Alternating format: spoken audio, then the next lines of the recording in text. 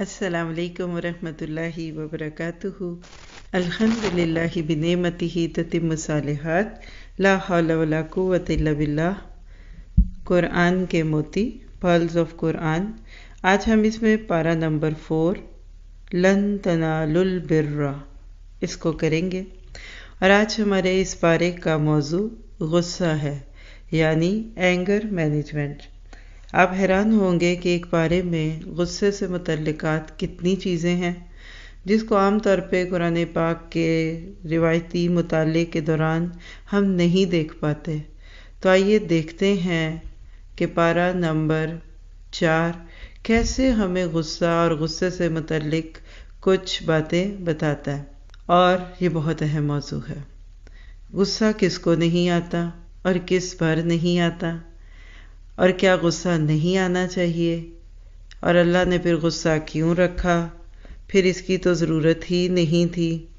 تو یہ سارے سوالوں کا جواب آپ کو اس میں انشاءاللہ تعالی ملے گا، اور آپ دیکھیں گے کہ کیسے اللہ نے یہ ہمارے اندر ایک طاقت رکھی ہوئی ہے، جس کو ہم نے غلط چیزوں کو دیکھ کر اس وقت اس کو استعمال کرنا تھا، لیکن ہم تو آپس میں ہی غصے میں رہنے لگے۔ اور یہ موضوع سب کی ضرورت ہے۔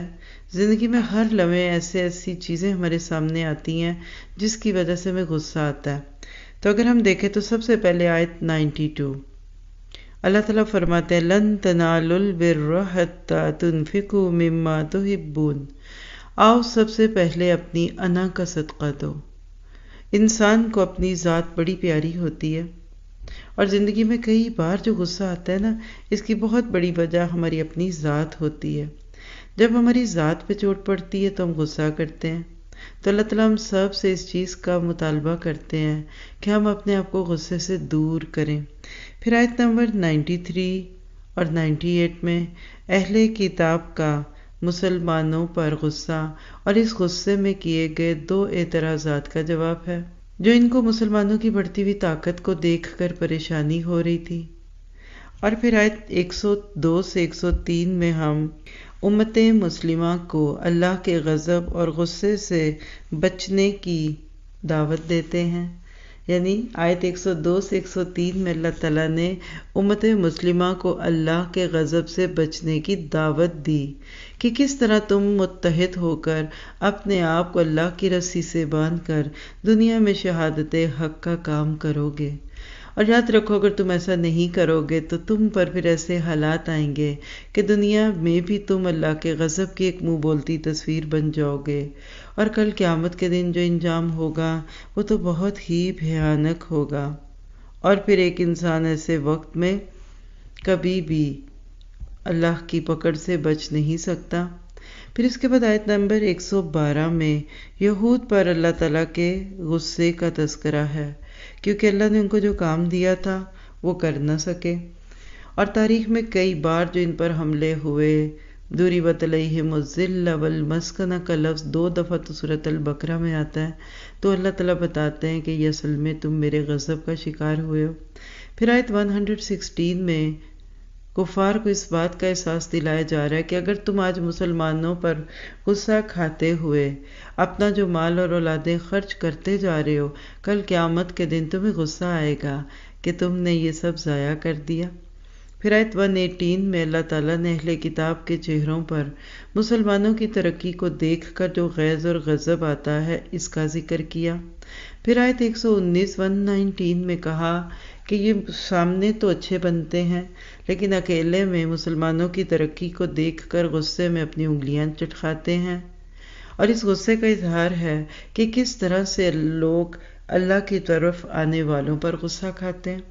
اور پھر آیت 128 میں اللہ کے نبی کی اس بد دعا کی طرف اشارہ ہے جو غزوہ احد کے بعد آپ نے مانگی کہ اللہ ایسی قوم کو کبھی ہدایت نہیں دے گا، تو اللہ نے روک دیا کہ دیکھو ہدایت دینا یا نہ دینا اللہ کے ہاتھ میں، یہاں تک کہ اللہ نے یہ اختیار انبیاء کرام کو بھی نہیں دیا، اور دنیا میں جو ہوتا ہے وہ اللہ کے حکم سے ہوتا ہے۔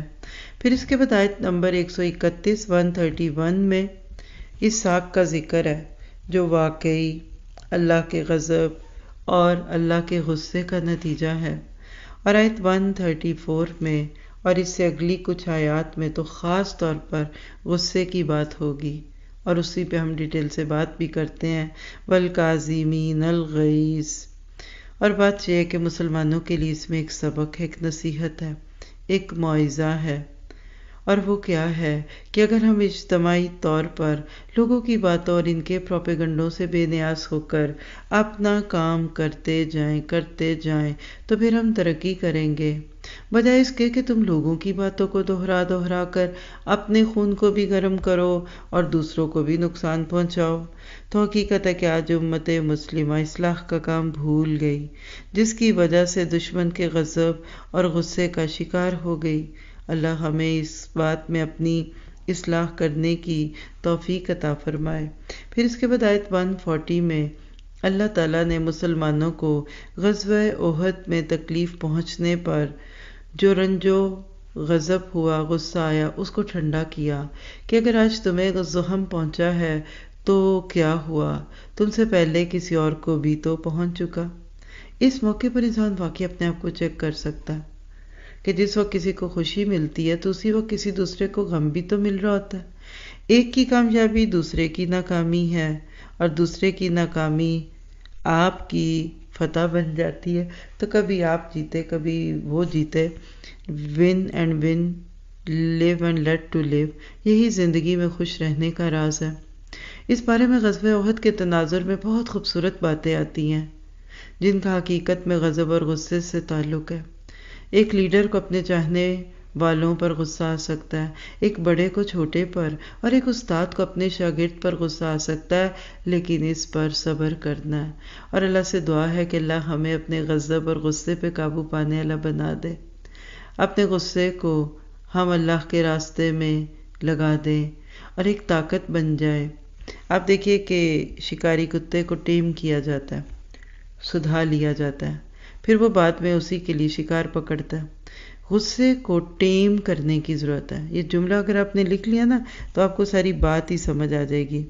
جتنا زیادہ ہم اس ساری چیزوں کو اپنی زندگی میں لاتے رہیں گے، ہمیں اپنے غصے سے نقصان سے زیادہ فائدہ ہوگا کہ آج ہم اس دین کو پھیلانے، سمجھانے اور سمجھنے میں استعمال کریں۔ اللہ تعالیٰ امت مسلمہ کو شروع میں ہی لن تنالوا البر کہہ کر بتا رہے ہیں کہ اگر تم اعلیٰ درجے کی نیکیاں کرنا چاہتے ہو تو تمہیں ہر وہ چیز جو تمہیں پیاری لگتی ہے اس کو اللہ کے راستے میں لگانا پڑے گا۔ اگر آپ اس کو تیسرے پارے کی آخری آیت سے بھی جوڑ دیجئے نا تو وہاں بتایا گیا تھا کہ قیامت کے دن ایک منکر کو دنیا بھر کا سونا بھی دیا جائے تو اسے اللہ کی راہ میں لوٹانے کی کوشش کرے گا، لیکن وہ اس سے قبول نہیں کیا جائے گا۔ اس کے برعکس آج اگر ایک چھوٹی سی چیز، کوئی من پسند چیز اللہ کی راہ میں خرچ کر دے، چاہے وہ $1 $1 ہی کیوں نہ ہو، تو اس کو اس کی نیت اور اس کے حالات کے مطابق اجر ملتا ہے۔ اور اصل بات یہ ہے کہ اللہ کی نظر جذبات پر ہے کہ انسان کام کس نیت سے کرتا ہے۔ پھر آپ دیکھیے جب یہ آیت کے شروع میں آیت 92 میں نیکی کے لفظ کو جنت کہا گیا، بر کے لفظ میں نیکی بھی ہے، بھلائی بھی ہے، رب کی رضا بھی ہے، تو جب یہ آیت نازل ہوئی تھی تو صحابہ کرام کو تو فکر لگ گئی تھی، کیونکہ ان کی تو زندگی کا مقصد ہی یہ تھا کہ اللہ ان سے راضی ہو، تبھی تو پھر ان کو لقب ملا کہ رضی اللہ عنہم ورضوا عنہ۔ آپ دیکھتے ہیں کہ صحابہ کے نام کے ساتھ رضی اللہ عنہ آتا ہے، یہ بھی اللہ کا دیا ہوا لفظ ہے، سورۃ فتح میں بھی ہم پڑھتے ہیں۔ تو بات یہ ہے کہ جس کی زندگی کا مقصد اللہ کی رضا بن جائے اس کی پوری زندگی ہی نیکی بن جاتی ہے، اور اللہ کرے ہم بھی ایسے ہو جائیں۔ ابو طلحہ نے اپنا بہترین باغ اللہ کی راہ میں پیش کیا کہ آپ جو معاملہ کرنا چاہیں اس کے ساتھ کر لیں۔ حضرت زید اپنے گھوڑے کو لے آئے، ہر ایک نے وہ پیش کر دیا جو اس کو پیارا تھا۔ یہاں ہم اپنے آپ سے پوچھیں کیا ہم بھی اللہ کو اپنی من پسند چیز دینا چاہتے ہیں؟ صرف روپیہ اور پیسہ ہی انسان کو پیارا نہیں ہوتا، سب سے پہلے تو انسان کو اپنا نفس، اپنی ذات پیاری ہوتی ہے، ہمیں اپنا مقام اور مرتبہ بڑا پیارا ہوتا ہے، ہمیں اپنی انا بڑی پیاری ہوتی ہے، ہمیں اپنی بعض عادات بڑی پیاری ہوتی ہیں۔ اللہ تعالیٰ کہتا ہے چھوڑ دو، اور فجر کی اذان میں تو اس کا اظہار ہے، الصلاۃ خیر من النوم، اٹھو نیند سے تو نماز پیاری ہے۔ اللہ نے ہر بندے کو کوئی خوبی دی ہے، کوئی صلاحیت دی ہے۔ ہم اپنی توانائیاں، اپنی اسکلز اللہ کے راستے میں لگا دیں۔ ہم اپنا محاسبہ بھی کر سکتے ہیں کہ کیا میری اسکلز، میری خوبیاں اللہ کے راستے میں لگ رہی ہیں کہ نہیں، کیا میں اسے اللہ کے دین کو فائدہ دے رہی ہوں کہ نہیں، اور جو مال اس نے مجھے دیا کیا وہ اللہ کے رستوں میں لگ رہا ہے کہ نہیں، یا شیطانی کاموں میں لگتا ہے۔ کیا میں اور میرے بچے اور میرا گھر، میری گاڑیاں اللہ کے دین کو کوئی فائدہ دے رہی ہیں؟ اور پھر جب ہم آیت 95 پہ آتے ہیں تو اللہ تعالیٰ کے نبی ابراہیم علیہ السلام کے طریقوں کی بات کی گئی۔ کون تھے ابراہیم؟ کیا تھا ان کا طریقہ؟ حنیفاً، فوکس تھے۔ اللہ نے ان کو جو نعمتیں دی تھیں اس کو اللہ کے راستے میں استعمال کرنے والے تھے۔ ہم آزما سکتے ہیں کہ جب بھی نیکی کا کوئی کام یکسو ہو کر کرتے ہیں اس میں برکت ہوتی ہے۔ قرآن پڑھیں تو صرف قرآن پہ توجہ ہو، ادھر ادھر کی سوچیں آئیں گی تو قرآن دل میں جذب نہیں ہوگا۔ جس طرح اللہ تعالیٰ اپنے لیے خود شرک سے بیزار ہے، ویسے ہی اس کا کلام بھی شرک سے بیزار ہے۔ یہ بالکل ایسے ہی ہے کہ ہائی وے پر چلتے چلتے ایک غلط موڑ آپ کو ہر لمحہ اپنی منزل سے دور کرتا ہے، تو اپنے آپ کو فوکس کرنا ہے، توجہ کو درست کرنا ہے۔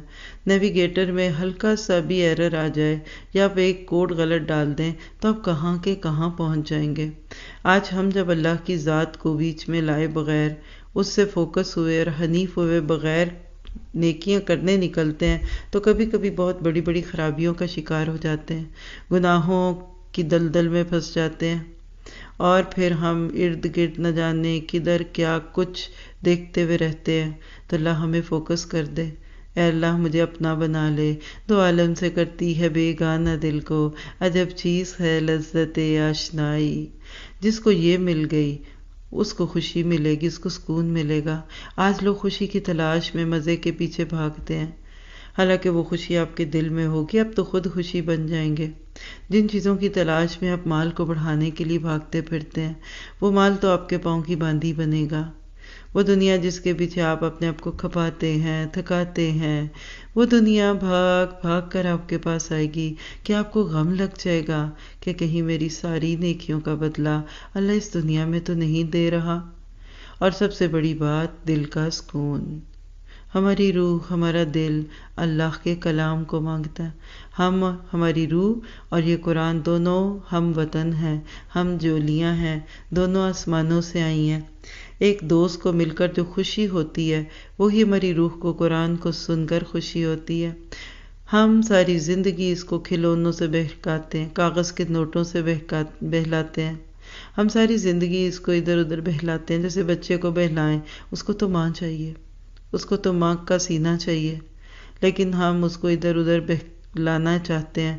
ہم اپنی روح کو ادھر ادھر کھپاتے ہیں، کبھی گاڑی، کبھی گھر، کبھی کپڑے، کبھی جوتے۔ یہ سب بھی تب اچھا لگے گا جب روح مطمئن ہوگی۔ چین کیوں نہیں، پریشانی کیوں ہے، دل بوجھل کیوں ہے؟ اس لیے کہ دل بھوکا ہے، اس کو کھانا چاہیے۔ جسم کا کھانا کھا کر جسم توانائی لیتا ہے، روح اپنا کھانا مانگتی ہے تاکہ اس کو طاقت ملے۔ جس طرح کھانا نہ دے تو جسم کمزور ہوتا ہے، اسی طرح ہماری روحیں بھی کمزور ہو جاتی ہیں۔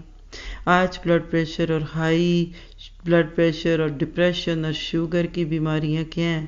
یہ ہماری روح کی پکاریں ہیں۔ میں یہ نہیں کہتی کہ اب آپ اس کی بیماری ہونے کا انکار کر دیں، لیکن یاد رکھیے اسباب ہیں پیچھے۔ ہماری روح اللہ کی یاد مانگ رہی ہوتی ہے۔ پھر جب ہم آیت 96 سے گزرے، ہم نے اللہ کے گھر کی بات دیکھی۔ خانہ کعبہ سب سے پہلی عبادت گاہ جو انسانوں کے لیے بنائی گئی، وہاں سے ہدایت کے سوتے پھوٹتے ہیں۔ ابراہیم علیہ السلام، ان کی بیوی اور ان کے بچے کی قربانی، یہ گھرانے کا صبر تھا۔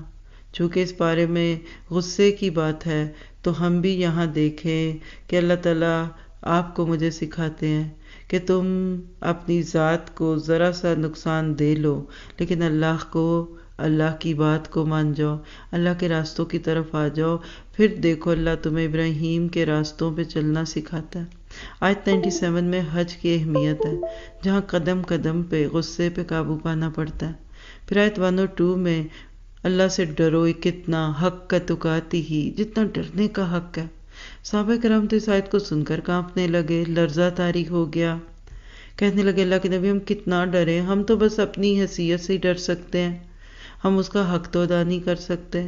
تو آیت نازل ہوئی کہ چلو فاتقوا اللہ ما استطعتم، جتنا ڈر سکتے اتنا تو ڈرو۔ پھر کہیں چین آیا؟ آج ہمیں کیوں خوف نہیں آتا؟ ہم بھی یہی قرآن پڑھتے ہیں جو صحابہ کرام پڑھتے تھے، لیکن ہماری زندگی اس سے اتنی مختلف کیوں ہے؟ ہم کیوں نہیں اس کے بارے میں اپنے آپ کو لے کر چلتے؟ یہ سب سوچنے کی باتیں ہیں۔ آج تو قرآن کاغذوں پر لکھا ہوا ہے، کہیں ڈیجیٹل قرآن ہے، کہیں ای لنکس ہیں، لیکن یہ قرآن کل صحابہ کرام کے دلوں پر لکھا ہوا تھا۔ وہ ہر آیت کو اپنے دلوں کی تختی پر لکھتے تھے۔ اللہ ہمیں بھی ویسے بنا دے، ہر آیت پڑھتے ہوئے پوچھا کرے میرا دل حاضر ہے کہ نہیں، مجھے اللہ سے محبت ہو رہی ہے کہ نہیں، مجھے اس کی ناراضگی کا ڈر ہے کہ نہیں۔ اور اللہ کے نبی کی دعاؤں میں جو دعا ہے نا کہ اللہ مجھے ہدایت دے، مجھے اپنا تقویٰ دے، اس کو مانگنے کی ضرورت ہے۔ دنیا کی بہت ساری چیزیں ایسے ہی مل جاتی ہیں، لیکن تقویٰ شعور کے ساتھ ملتا ہے، اور جتنا تقویٰ آتا جائے گا اتنی ہدایت بھی آسان ہوتی جائے گی۔ دل تقویٰ سے بھرتا ہے، پھر انسان اپنی ذات سے اوپر اٹھ کر کام کرتا ہے، اور پھر دوسروں کے فائدے کا بن جاتا ہے، اور اللہ اس کو ہدایت بھی دیتا ہے۔ اللہ کے نبی نے جو بات کہی تھی کہ میری امت 73 فرقوں میں بٹے گی، آج اگر ہم دیکھیں تو کچھ اسی قسم کی چیزیں ارد گرد دکھتی ہیں۔ وجہ کیا ہے؟ تقویٰ نہیں ہے، خوف نہیں ہے، اور اس کتاب سے جڑنے کی بجائے دوسرے انسانوں کی لکھی ہوئی باتیں اور ان کی کہی ہوئی باتوں کے لیے لڑ رہے ہیں۔ موت کا ڈر نہیں ہے، اسی لیے تو ہم مسلمانوں پہ کفر کے فتوے لگاتے ہیں۔ آیت 104 سے پتہ چلتا ہے کہ اگر ہم واقعی امت وسط ہونے کا کردار ادا کرتے، لوگوں کو امر بالمعروف اور نہی عن المنکر کرتے اور ینہون عن المنکر کر دیتے، امر بالمعروف اور نہی عن المنکر کرتے، تو لوگوں کی حالت بدلتی، تقویٰ ہوتا۔ آج ضرورت ہے کہ لوگوں کے دل جوڑے جائیں، اور حقیقت ہے کہ واعتصموا بحبل اللہ جمیعا، یہ آسمان سے لٹکی ہوئی رسی ہے، اس کو تھام لیں گے تو فرقوں سے بٹیں گے اور اکٹھے ہو کے قریب ہو جائیں گے۔ اور جب ہم آیت 106 اور 7 کو پڑھتے ہیں جس میں چہروں کے سفید اور سیاہ ہونے کا ذکر ہے، تو ابن عباس جن کو مفسر قرآن کہتے ہیں، ان کی تفسیر کے مطابق سفید چہرے اور سیاہ چہرے والوں سے مراد اہل سنت اور اہل بدع ہیں۔ وہ لوگ جو اپنی زندگی میں قرآن اور سنت کو لاتے رہے، وہ پھر کل قیامت کے دن سرخ روح ہوں گے۔ وہ بیچ راستوں میں نہیں رک جاتے، وہ انسانوں کی مرتب کی ہوئی کتابوں کو قرآن و حدیث کے برابر نہیں سمجھتے۔ یہ لوگ سفید چہرے والے ہوں گے، اور ان کو اللہ تعالیٰ وہاں اپنے کام کے کر کے آنے کی خوشی دے گا، اور سیاہ چہرے ریگریٹفل، غبار ہوگا۔ جیسے آپ کوئی کام کر لیں تو تھکن بھی ہو پھر بھی چہرے پہ اطمینان ہوتا ہے، لیکن کام نہ کریں اور سو کے اٹھ جائے اور کام پڑا ہو تو ایک گھبراہٹ ہوتی ہے۔ آج امت کے کرنے کا کام تبلیغ تھی، لوگوں کو اللہ سے جوڑنا تھا، ہم اس کو چھوڑ کر اپنے آپ کو دیکھیں کہاں پہ ضائع کر رہے ہیں۔ تو آیت 110 کنتم خیر امت اخرجت للناس، یہ ہے وہ آیت جو مسلمانوں کو احساس دلاتی ہے کہ تم ہو وہ بہترین امت، تم ہو وہ بہترین گروہ جو لوگوں کو ہدایت کی طرف بلاتا ہے۔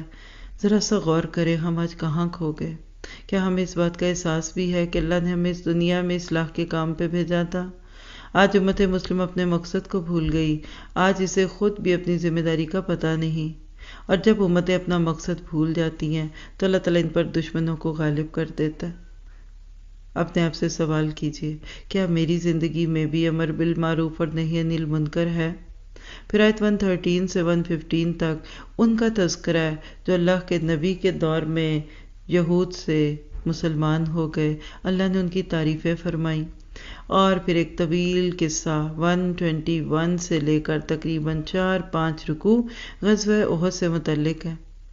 اور اللہ کے نبی کو دین کے تقاضوں نے صبح سویرے گھر سے روانہ کر دیا، اور آپ اپنی پیاری زوجہ کو چھوڑ کر اللہ کے دین کے لیے نکلے۔ آپ کے میرے لیے بھی یہ ایک کرائیٹیرین ہے۔ کیا صبح صبح ہماری گاڑیاں بھی فجر کے لیے نکلتی ہیں؟ کیا صبح جب گاڑی میں نکلتی ہوں تو اللہ کے لیے نکلتی ہوں، نفس کے لیے نکلتی ہوں، یا کس ذمہ داری کو پورا کرنے کے لیے نکلتی ہوں؟ کبھی کبھی اپنی گھریلو زندگی کو متاثر کرنا پڑتا ہے اللہ کے دین کو پھیلانے کے لیے۔ آپ کی بیویاں کہا کرتی تھی کہ آپ ہمارے ساتھ بیٹھتے، بات کرتے، خوش ہوتے، اتنے میں مؤذن کی آواز آتی اور آپ یوں چلے جاتے جیسے ہمیں جانتے ہی نہیں۔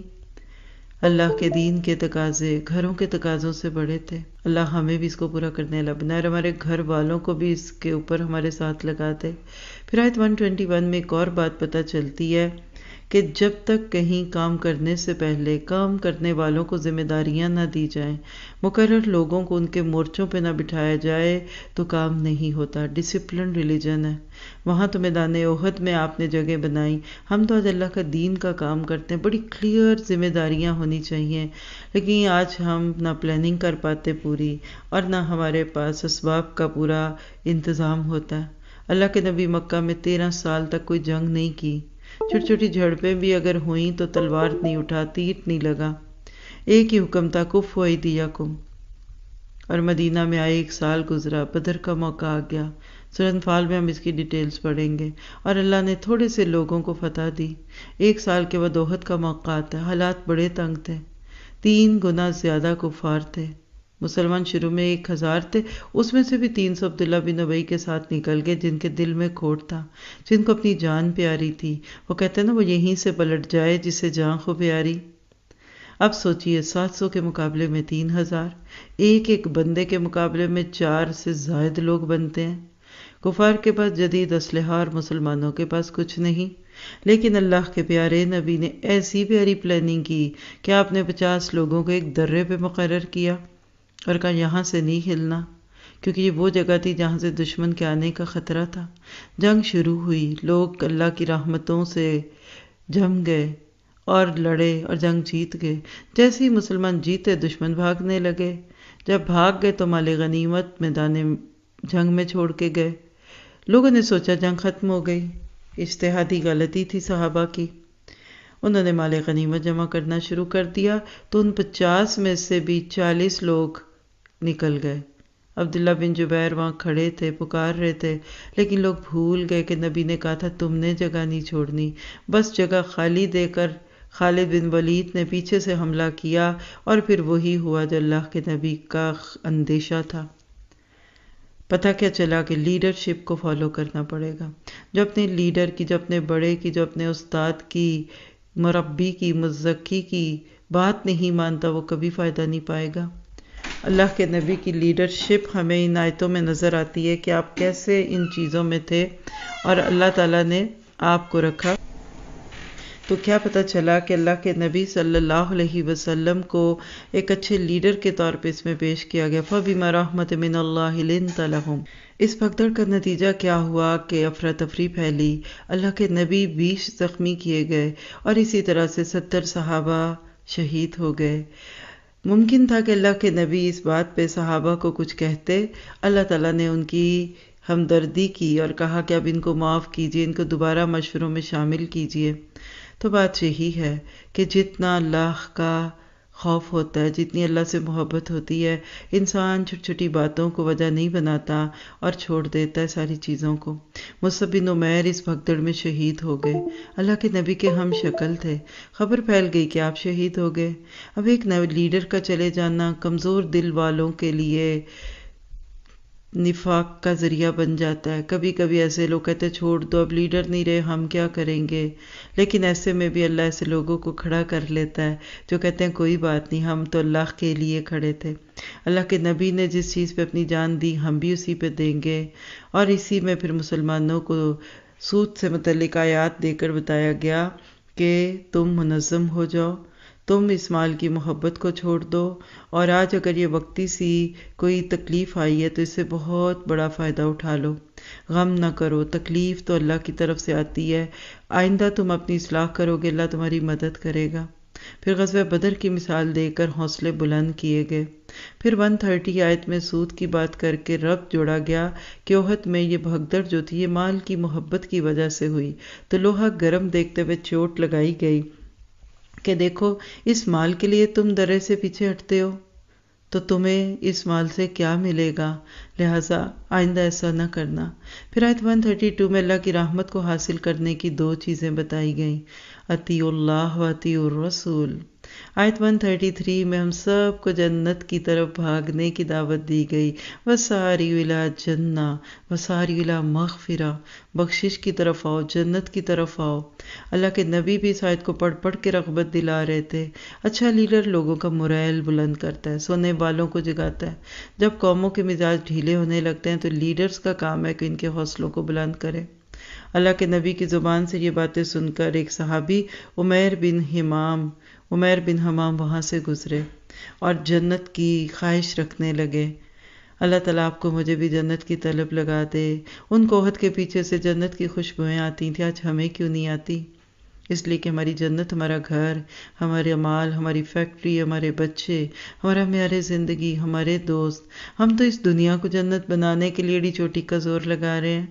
10-20 سال پڑھا کر کیا چاہتے ہیں؟ ایک نوکری مل جائے، معیار زندگی بلند ہو، لیکن ہماری زندگیوں کے مقاصد بہت چھوٹے ہیں۔ اللہ تعالیٰ ہمیں جنت خواہشات سے نہیں، عمل سے لینے والا بنائے، کہ عمل سے جنت بنتی ہے، عمل سے زندگی بنتی ہے، جنت بھی جہنم بھی۔ یہ خاک ہی اپنی فطرت میں نہ نوری ہے نہ ناری۔ پھر آپ دیکھیں کہ اس میں کچھ کریکٹرسٹکس ہیں، ایک پورا سیٹ ہے آیت 134 اور اس کے اراؤنڈ، جس میں خوشحالی اور تنگحالی میں بھی خرچ کرنے کی بات ہے، اور والکاظمین الغیظ، غصے کی بات ہے۔ یاد رکھیے انسان کی فطرت میں غصہ ہے، اپنی اصل کے اعتبار سے غصہ نہ تو اچھا ہے نہ برا ہے، بس اس کا اعتدال رکھنا، جیسے شوگر جسم میں ہوتی ہے، کمی بیشی آپ نے مینٹین کرنی ہے۔ غصہ تو ایک انرجی ہے، اگر ہمارا غصہ غلط چیزوں کو دیکھ کر اچھے کام کرنے کی دعوت دینا ہے تو بہت اچھا۔ کسی کو غلط کام کرتے دیکھ کر غصہ آنا ایمان کی علامت ہے، اور غصہ بالکل نہ آنا اور اب کہ ہم تو بڑے ہی ریلیکسڈ ہیں تو یہ آپ کا عیب ہے۔ ایک شکاری کتے کی طرح اگر اس کو قابو کر لو گے تو تمہارے لیے شکار پکڑ کر لائے گا، اور اگر تم اس کی تربیت نہیں کرتے تو یہ خود تمہیں کھا جائے گا۔ لہٰذا غصے میں خود کو لال پیلا نہیں کرنا۔ آتا کیوں ہے غصہ؟ اس کے اسباب لکھیے گا تاکہ ہم اس کا علاج کریں۔